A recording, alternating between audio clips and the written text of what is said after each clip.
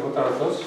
Temos uma sessão de seminário de matérias. Temos hoje connosco a nossa colega Teresa Seixas, da Universidade de Porto, que eu convidei porque vi uma apresentação com um título deste género, num CNAPS, em que nos usava quadros brancos para motivar os alunos e melhorar, digamos, o ensino. E apesar de ser de física, nós geralmente aqui tratamos de temas de matemática, mas acho que estão sucessivamente próximos e a ideia parece-me que se possa usar em outros contextos, por isso achei que era interessante ver o que é que nos tem a dizer sobre essa experiência. Obrigado. Obrigada, e permitam-me então agradecer o convite por estar hoje aqui presente e antes de começar com a apresentação, permitam-me também só umas 2 ou 3 palavras sobre os autores. Quer o meu colega Manuel Silva, quer eu, somos ambos docentes do Departamento de Física e Astronomia da Faculdade de Ciências da Universidade do Porto e somos investigadores no Centro de Investigação da Terra e do Espaço da Universidade de Coimbra. Esta apresentação que trago hoje, ela realmente, tal como disse o colega António, ela segue uma continuidade de comunicações que nós temos feito no âmbito do CNAPS, desde o início, salvo erro, em 2014, é evidente, em diferentes temas, mas sempre ligados ao ensino. Esta em particular, até porque está em inglês, ela foi apresentada recentemente numa conferência na área de ensino em Barcelona e, como tal, entendemos que faria todo o sentido trazê-la para este seminário. E então, tal como o nome diz, ela refere-se a uma aprendizagem cooperativa baseada em quadros brancos e este tipo de metodologia instrucional tem sido aplicado por nós em unidades curriculares de Física do primeiro ano e, em particular, são unidades que não são para alunos de Física. São para estudantes que, nomeadamente de Matemática, de Biologia, de Química, que nos exigem, em certa medida, um cuidado extra quando lecionamos as nossas aulas.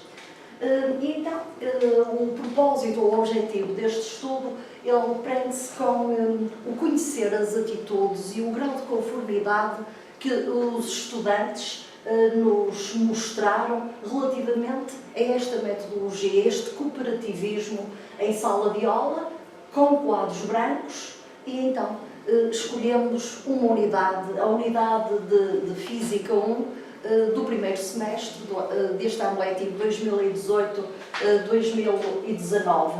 E, contextualizando o nosso estudo, então devemos começar por dizer o que é que entendemos por uma metodologia ativa baseada num ensino ou numa aprendizagem cooperativa. Realmente este tipo de metodologia instrucional o que faz é fazer uma aproximação das metodologias que nós estamos a usar numa sala de aula e transformamos as atividades da nossa sala de aula de tal forma que o nosso propósito será obter experiências quer do ponto de vista académico, quer social, e no final será sempre o atingir o sucesso dos nossos estudantes, quer a nível académico, mas também nunca esquecendo a componente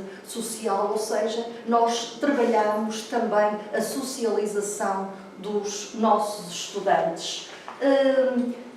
Há uma particularidade nesta aprendizagem, digamos, é que os nossos estudantes estão divididos em pequenos grupos de trabalho e o grupo trabalha com um propósito, atingir o sucesso do grupo e não o sucesso individual. Há 5 elementos cruciais que estão na base da aprendizagem cooperativa e que podemos enunciá-los facilmente e vamos já descrevê-los com mais cuidado, que têm a ver com a responsabilidade individual, com as competências sociais, com a interação presencial, com a interdependência positiva e com o processamento de grupo. Mas todos estes 5 elementos têm um propósito, lá está, aumentar quer a aprendizagem a nível académico, quer a aprendizagem a nível social. E então começamos com o primeiro elemento, a responsabilidade individual do estudante, e podemos já estar a observar uma imagem de uma sala de aula em que os nossos estudantes, como podem ver, estão divididos em grupos, cada grupo tem 4 elementos. Estão a ver uma parte da sala, esta ao lado esquerdo de uma sala, nós costumamos ter entre 8 a 10 grupos, agora penso que conseguimos ter 10 grupos, e cada grupo tem um quadro branco. Então, neste compromisso, nesta responsabilidade individual, o estudante compreende que ele tem que ter uma participação ativa, tem que contribuir para o seu grupo, e que o parasitismo, se me permitem esta expressão, não é permitido. Ou seja, os estudantes, quando estão num trabalho de grupo, todos eles se empenham, e não há nenhum estudante que fique sentado à espera que os outros façam o trabalho por ele. Como podem ver na imagem, estão 3 estudantes do mesmo grupo a realizar uma solução ou a esboçar um problema no quadro. É evidente que eles têm liberdade de discutir, e fazem isso, usualmente eles discutem primeiro no grupo e depois um deles, ou neste caso, quando eles estão extremamente motivados, vão todos ao quadro e todos eles contribuem para a resposta. Por vezes são questões, por vezes são soluções de problemas. No fundo, este compromisso individual, eles percebem desde o início que todos têm que contribuir. Da parte das competências sociais, essas competências sociais passam realmente por competências interpessoais, competências no seio do próprio grupo, mas são essas competências que vão permitir o diálogo intergrupo e intergrupos. Por isso, no fundo, nós ajudamos, quando os estudantes precisam, ao desenvolvimento desta socialização. E realmente, quando há uma socialização intra e intergrupo, consegue-se atingir mais facilmente o sucesso cooperativo na sala de aula. A interação presencial. Bom, a interação presencial, estamos aqui a ver mais uma imagem dos nossos estudantes, em que temos um grupo que, pela imagem, parece estar bem disposto, e realmente, quando os estudantes interagem presencialmente num cenário em que eles se sentem bem, eles conseguem contribuir melhor para o desempenho do próprio grupo, e é isso que nós pretendemos com uma interação presencial. Há uma maior confiança dos estudantes, e estudantes confiantes são aqueles que realmente conseguem, em certa medida, ter mais sucesso, porque há um maior empenho dos estudantes e assim, pelo menos temos verificado que eles conseguem mais facilmente ultrapassar problemas que eventualmente tenham na resolução de problemas. A interdependência positiva, no fundo, a interdependência positiva passa pela compreensão que os estudantes têm em contribuir em conjunto para os objetivos do grupo. O processamento de grupo, aqui é a própria avaliação que o grupo faz do seu trabalho. Os estudantes têm necessidade de avaliar o feedback do seu trabalho. Ao longo do semestre, estas unidades são semestrais, os estudantes verificam se o seu trabalho, e é evidente que quando eu digo verificam, há sempre o papel do docente que está por base, eles verificam realmente se o seu trabalho está a atingir os objetivos que o grupo se propõe alcançar. Isso é uma reflexão conjunta. Podem ver mais uma imagem que os nossos estudantes estão a refletir sobre o seu trabalho e, a partir dessa reflexão, eles tentam encontrar, sempre com o apoio do docente, o melhor caminho a seguir, caso seja necessário. Então, podemos resumir os objetivos de uma aprendizagem cooperativa, como sendo a aprendizagem académica, a aprendizagem social e o desenvolvimento da personalidade. E dizer apenas alguns pontos de acordo com os inquéritos que nós temos, ou que nós fazemos usualmente aos nossos estudantes. E o que eles nos dizem, e que vai ao encontro da literatura, é que esta aprendizagem académica permite-lhes atingir, digamos, competências de pensamento mais elevadas, ou seja, eles transmitem-nos que neste tipo de aprendizagem a formulação de hipóteses, a tomada de decisões, o encontrar soluções e, em particular, o pensamento crítico é altamente desenvolvido. Eles sentem isso e transmitem-nos. Por outro lado, a aprendizagem social, a socialização. O que é que os nossos estudantes nos transmitem?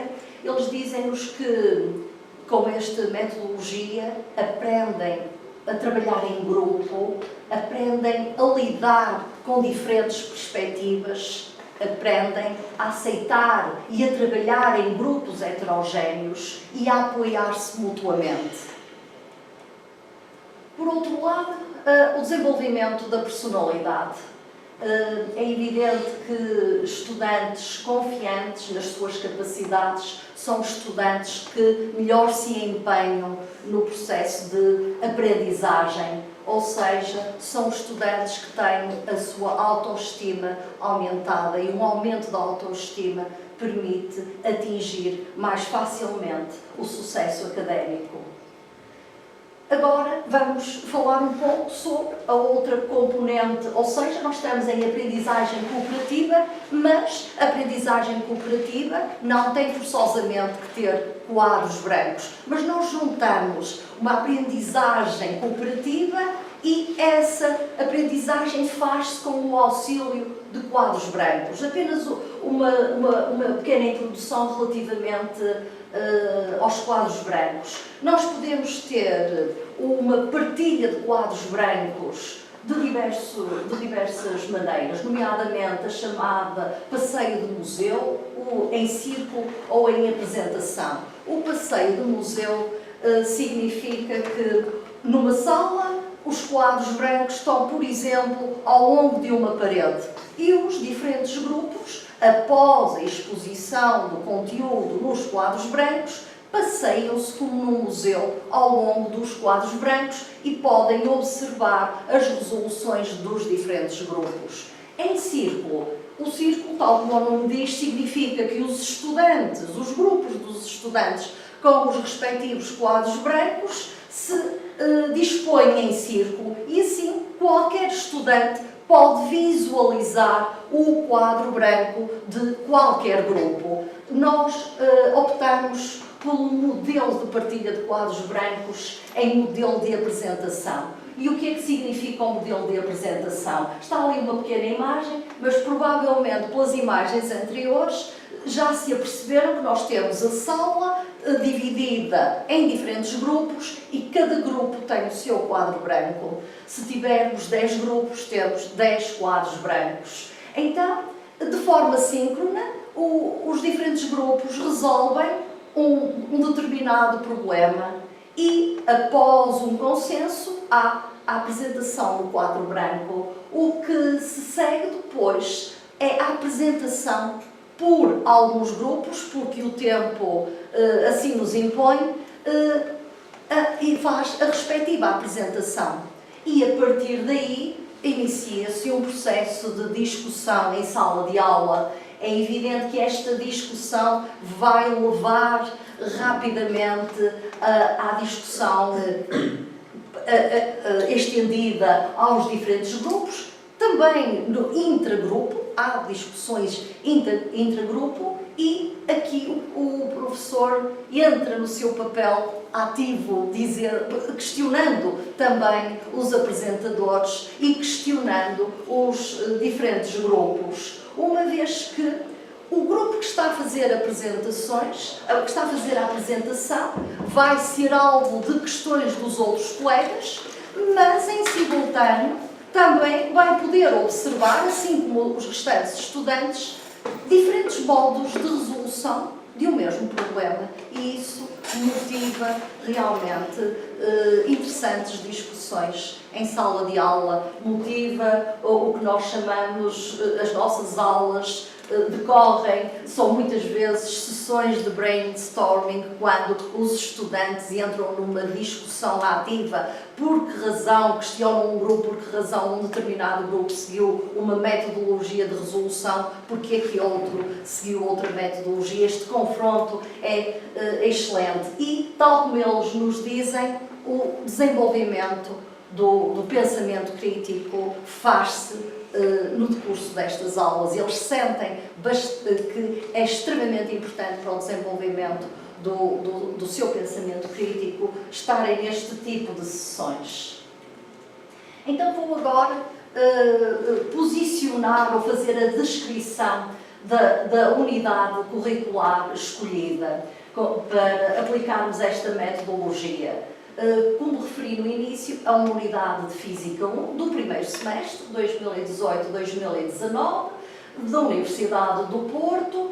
É uma unidade de Física introdutória. Física 1 é uma unidade onde são apresentados os princípios físicos na área de mecânica e de ondas, e é uma unidade, então, lecionada para estudantes que são da licenciatura em Física. Como é que estas aulas são dadas? Nós temos aulas teóricas de 2 horas semanais e temos aulas teórico-práticas também de 2 horas semanais. É nas aulas teórico-práticas que nós aplicamos esta metodologia cooperativa. Nas aulas teóricas são aulas normais, expositivas, em que usamos como apoio os PowerPoint. E então, aqui está, no fundo, a descrição que eu tenho vindo a dizer ao longo da palestra, em que escolhemos grupos de 4, parece-nos, e também a literatura aconselha o número 4 para o número de elementos de cada grupo, onde eles, antes então de fazerem a apresentação do respectivo quadro, eles discutem e chegam a um consenso. E aqui apenas estão algumas posições dos nossos estudantes relativamente ao uso dos quadros brancos, mais algumas posições da parte dos estudantes em que eles realmente realçam o seu papel ativo, ou seja, neste tipo de metodologia o ensino é centrado no estudante, contrariamente a um ensino clássico em que o estudante não tem um papel tão ativo como numa metodologia com quadros brancos. Outros pontos, nomeadamente, o que eles fazem, podemos ver aqui parte de um quadro branco, em que, neste caso, esta estudante fez um esboço de resolução, encontra-se ainda numa fase de discussão com os restantes elementos do grupo, mas é importante realçar que, apesar do professor não ter o papel ativo como tem numa metodologia clássica, o professor tem também um papel extremamente importante. Porquê? Porque nós temos que identificar eventuais falhas que estão a ocorrer nas resoluções e chamar de imediato a atenção para que o grupo reflita a razão do seu erro, ou seja, o docente está sempre ativamente a observar os diferentes métodos de resolução, e também é evidente que os estudantes questionam o docente enquanto ele se passeia pelos diferentes grupos. Por isso, quando dizemos que o papel do estudante tem um papel muito ativo e que o papel do docente nesta metodologia não é tão ativo, é apenas naquele sentido em que não é o docente que está à frente dos estudantes a fazer a resolução, mas são os estudantes que estão a fazer essa resolução. Mais posições dos estudantes relativamente à metodologia.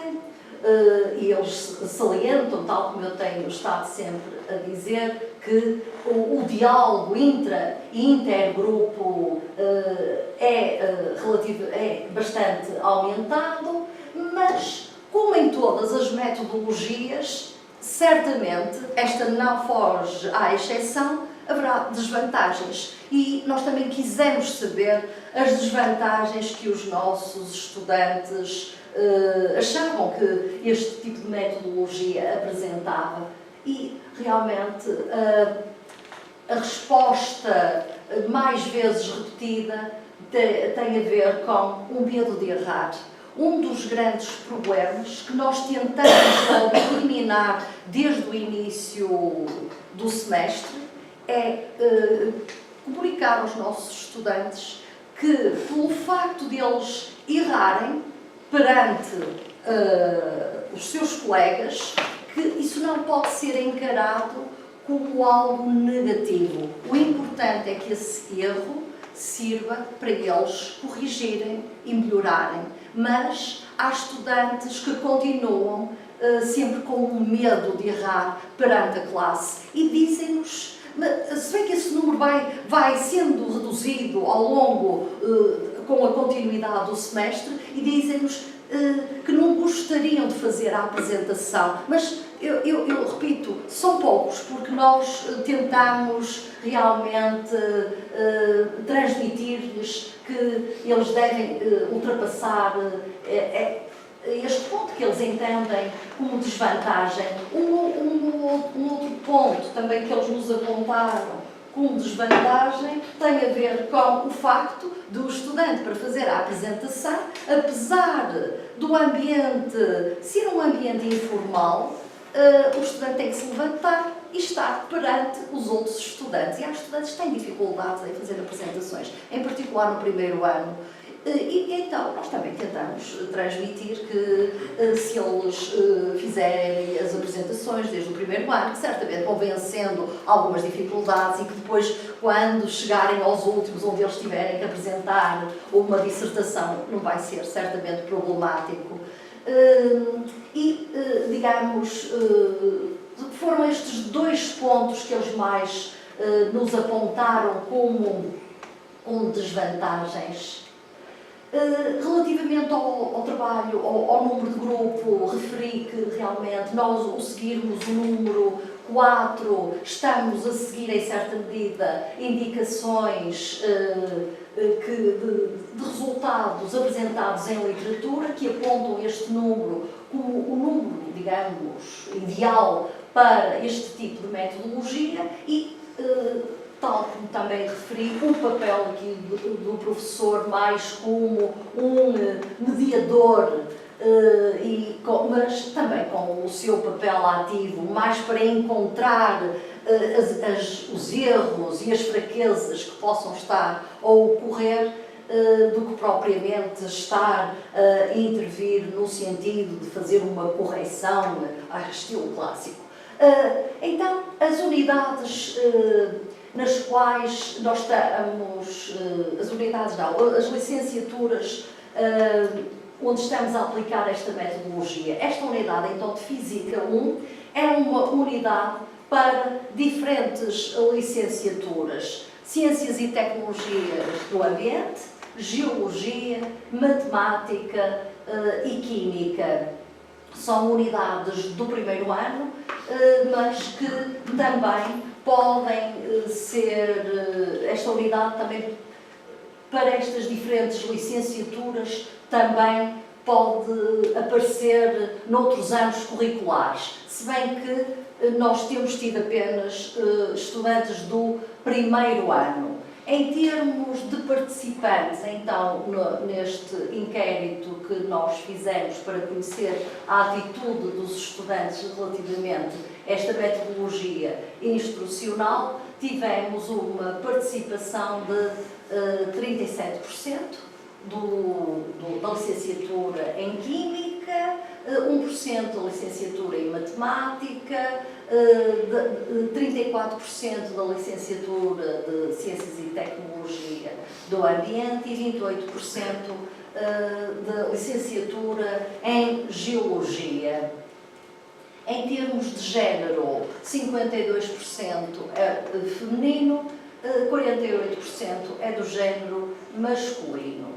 Então, o nosso instrumento, ou seja, o inquérito que nós usamos para conhecer a atitude dos nossos estudantes. Este inquérito denomina-se, eu pus aqui o nome em português, a atitude então em relação à aprendizagem cooperativa com quadros brancos em física introdutória. Este inquérito consistiu, que ele já foi aplicado, em 28 questões de escolha múltipla, cuja resposta se baseava numa escala de Likert. Também colocamos neste inquérito 5 questões de resposta aberta e 2 questões de escolha múltipla que tinha a ver com a parte demográfica e informações do foro geral. Este inquérito baseou-se num inquérito de um estudo também sobre aprendizagem cooperativa feito no Canadá. Nós selecionamos um conjunto de questões, então, desse inquérito. Relativamente, então, à nossa escala, a escala de Likert, ela tem 5 itens, ou seja, cada resposta o estudante pode optar entre concordo completamente, concordo, não concordo, nem discordo, os indecisos, discordo ou discordo completamente, e porque nós fizemos um tratamento estatístico das respostas, nós atribuímos ao concordo completamente mais 2, concordo mais 1, aos indecisos 0, discordo menos 1 e o discordo completamente menos 2. E estes diferentes itens foram divididos em 4 subescalas. Uma que tem a ver com a chamada qualidade do produto e processo, o outro com o apoio de pares, a terceira subescala com a interdependência dos estudantes e a quarta com a frustração dos membros do grupo.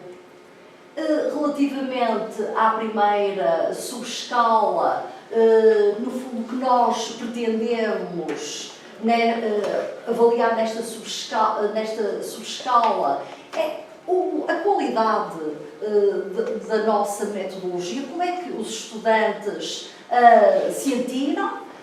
Relativamente à subescala 2 do suporte de pares, também, como o próprio nome diz, nós quisemos avaliar o modo como os estudantes entenderam o seu trabalho em grupo, a interdependência dos estudantes, a terceira subescala, e a quarta, relativamente então à frustração com os membros do grupo.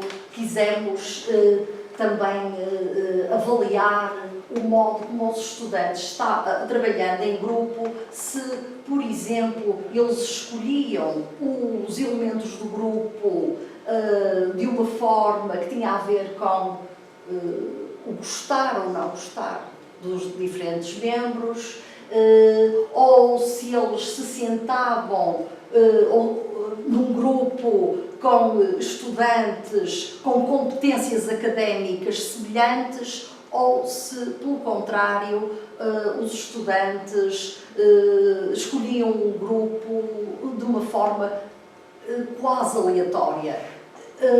Nós deixamos sempre à liberdade dos estudantes a escolha dos elementos do grupo e tentamos que os diferentes grupos fossem grupos heterogéneos, que tivessem estudantes com mais competências académicas e estudantes com menos competências académicas.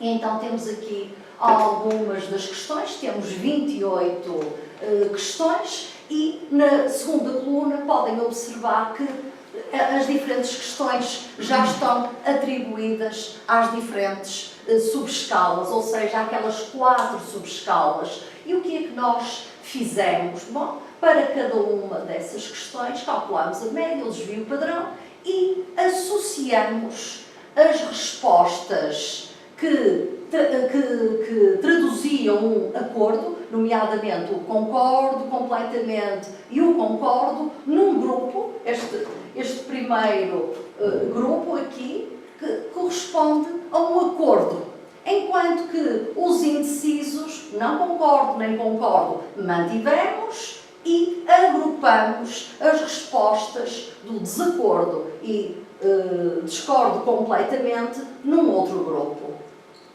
Como podem ver,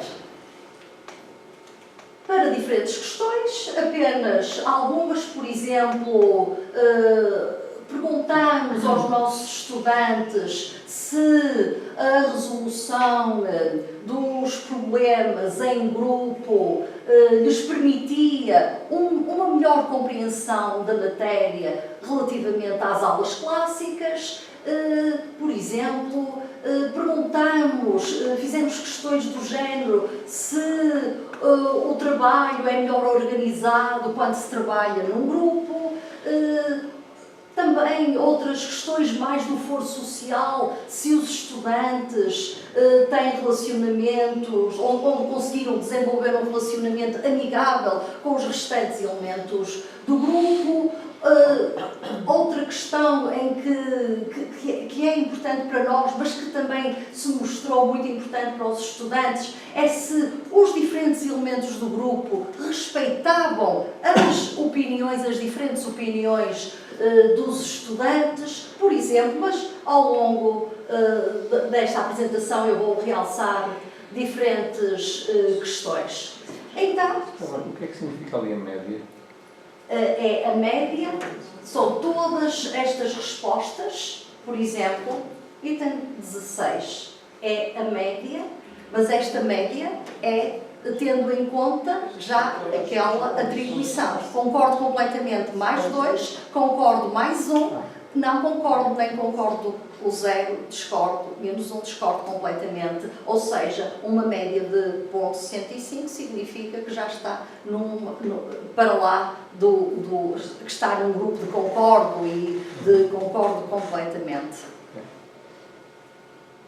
Trabalhando então agora nas subescalas, na primeira subescala, a qualidade do produto, no fundo, a avaliação da metodologia por parte dos estudantes. E aqui podemos realçar que a percentagem mais elevada, de cerca de 79,6%, foi para estes 2 itens, em que os estudantes se pronunciaram relativamente ao modo de trabalho em grupo, em que a matéria é mais interessante quando eu posso trabalhar com outros estudantes, e numa outra questão que nós colocamos, se os membros do grupo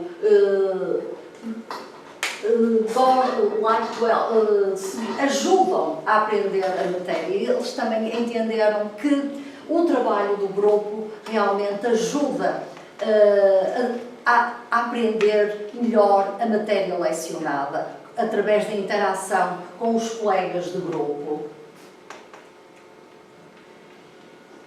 Nesta subescala 2, relativamente ao suporte de pares, temos aqui alguns itens que estão com um asterisco. E o que é que este asterisco significa? Significa que são itens que foram colocados aos estudantes de forma negativa. Ou seja, vejamos a primeira, por exemplo, para melhor percebermos. Os membros do meu grupo não respeitam a minha opinião.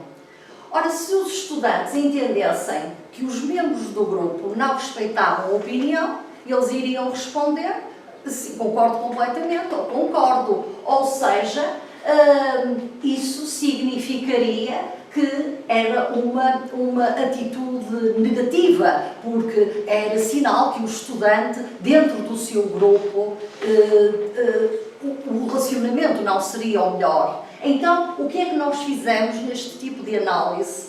Nas afirmações negativas, nós codificamos, fizemos a inversão da codificação, ou seja, numa situação em que aparece ali aquele valor 1.45, significa que na prática os estudantes responderam, por exemplo, nesta primeira, os membros do meu grupo não respeitam a opinião, e eles disseram discordo completamente, ou seja, iria dar uma média com valores negativos. Então, para haver o realce desta nossa subescala, nós as afirmações negativas utilizamos o código de inversão e assim, nós quando olhamos para este tipo de análise, olhamos como, sim, eles entendem que os membros do grupo respeitam a sua opinião.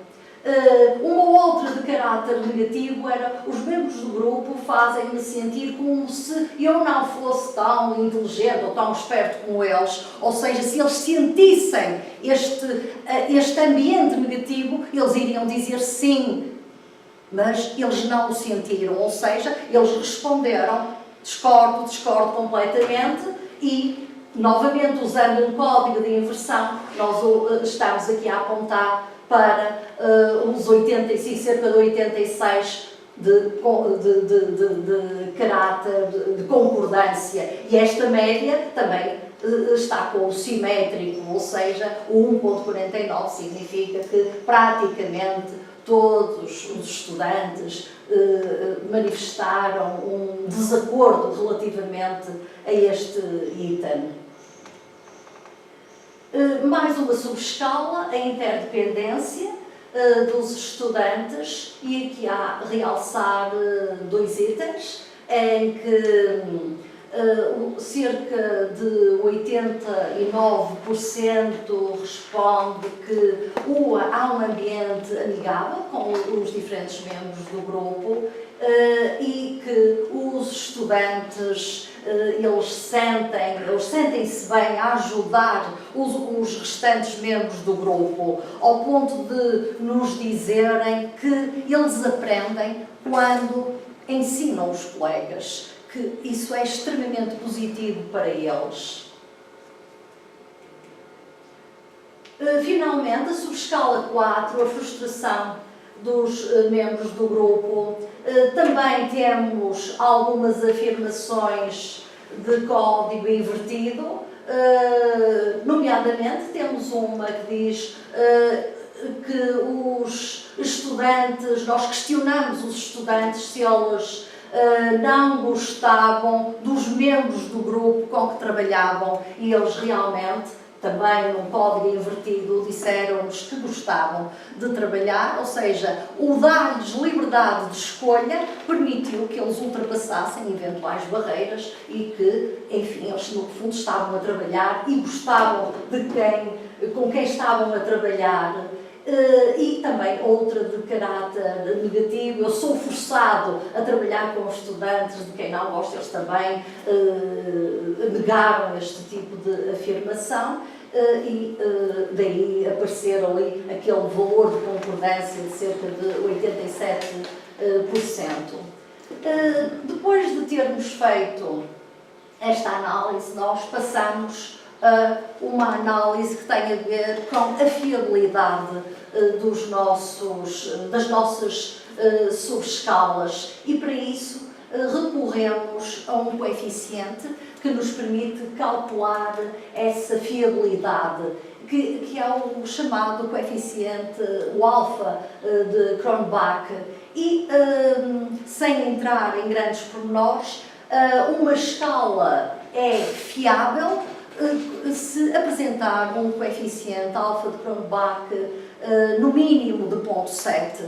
E ao fazermos o cálculo do alfa de Cronbach para as diferentes subescalas, encontramos valores que no fundo nos refletiam a fiabilidade destas subescalas, exceto na subescala 4, a frustração dos membros do grupo. Tivemos uma fiabilidade de 0,3, ou seja, algo correu mal naquela subescala. Isso levou-nos a refletir e, se bem que ainda é tudo muito recente, nós recorremos também a inquéritos de resposta aberta. E nos inquéritos de resposta aberta, o que é que nós observamos quando pedimos aos estudantes para manifestarem as suas opiniões no contexto que estava em causa?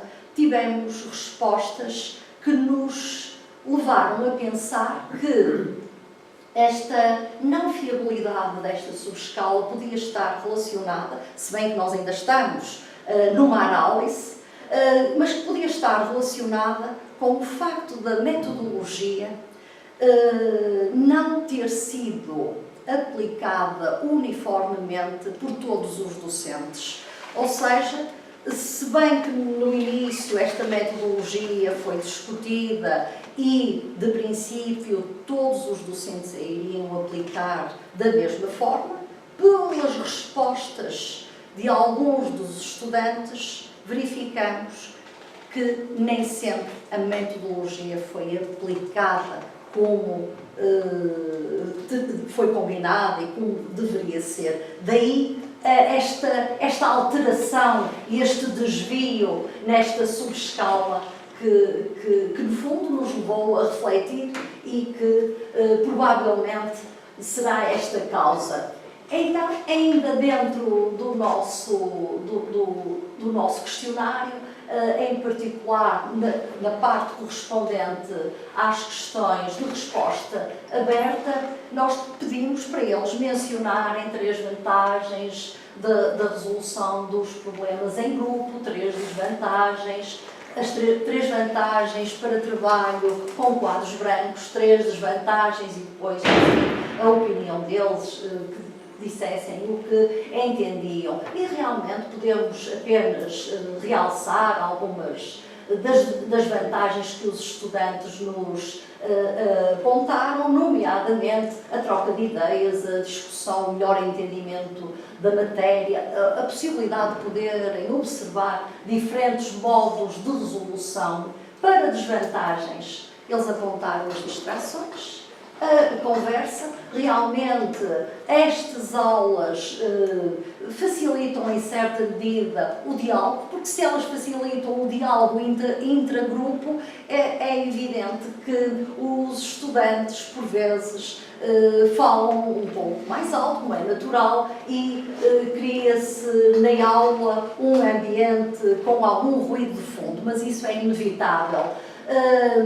Um ponto que eles realçaram é que, por vezes, o diálogo pode ser fora do contexto da aula, mas aí chama-se a intervenção do professor. Se bem que, de uma forma discreta, o professor, quando se move ao longo dos grupos, é muito raro, mas acontece, há sempre um elemento ou outro que tende a fazer algo que não pertence ao contexto, mas aí compete ao professor chamá-lo à atenção, e isso tanto acontece num ambiente com grupos como num ambiente clássico.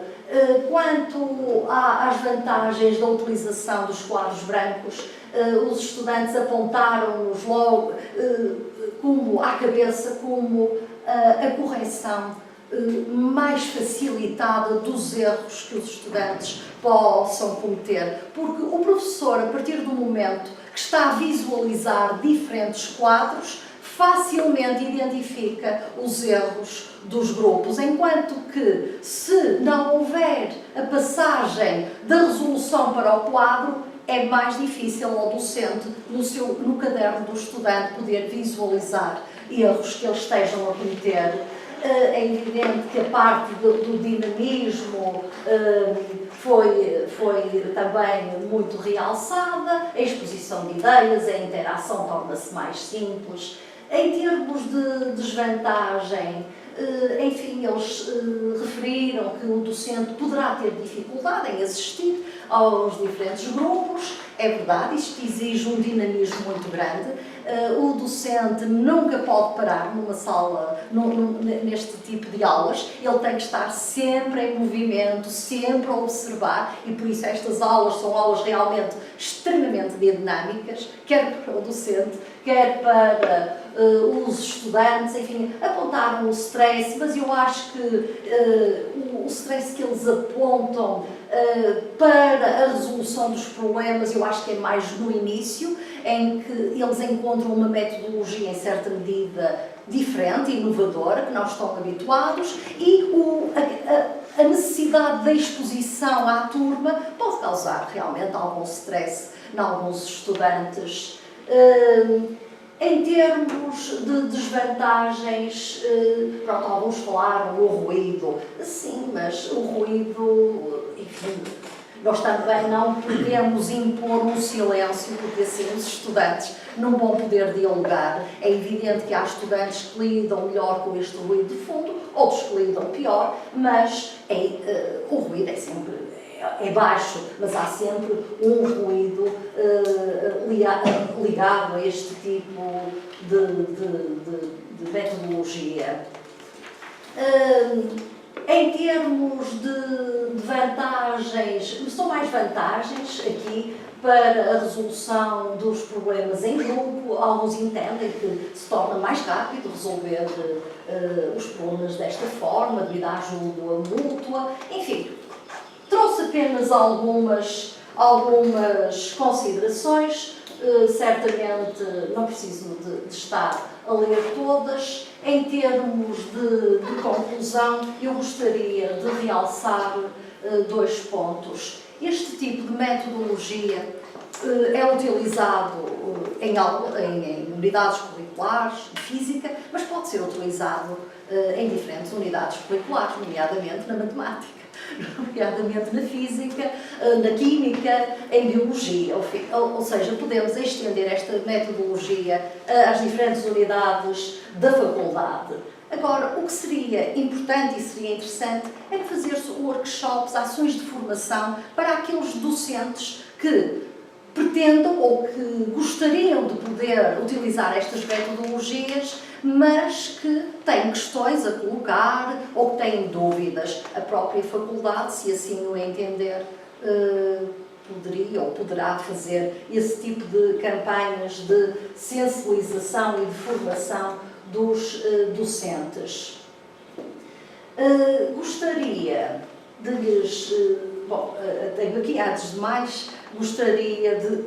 não posso deixar de agradecer aos estudantes da Faculdade de Ciências que permitiram a captação de imagem. Estas imagens que aqui trouxe é tudo de estudantes da faculdade, mas tivemos a sua autorização e os estudantes nunca nos colocaram obstáculos à captação, quer de imagem, quer de vídeo, e estavam muito empenhados para que as suas imagens aparecessem noutros locais. Por isso, fica aqui o meu agradecimento.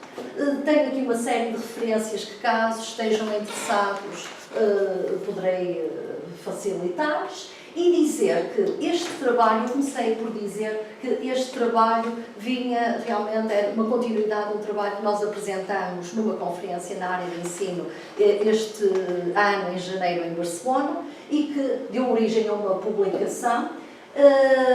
E, enfim, já tinha dado origem a uma comunicação e que, no fundo, tem sido uma continuidade de trabalhos que nós temos apresentado no CNAPES. salvo erro, desde 2014. Estão aqui alguns trabalhos do CNAPS que, do modo geral, nestes últimos anos, além da apresentação, nós depois fazemos um artigo e que fica disponível nas atas do CNAPS. Temos de 2018.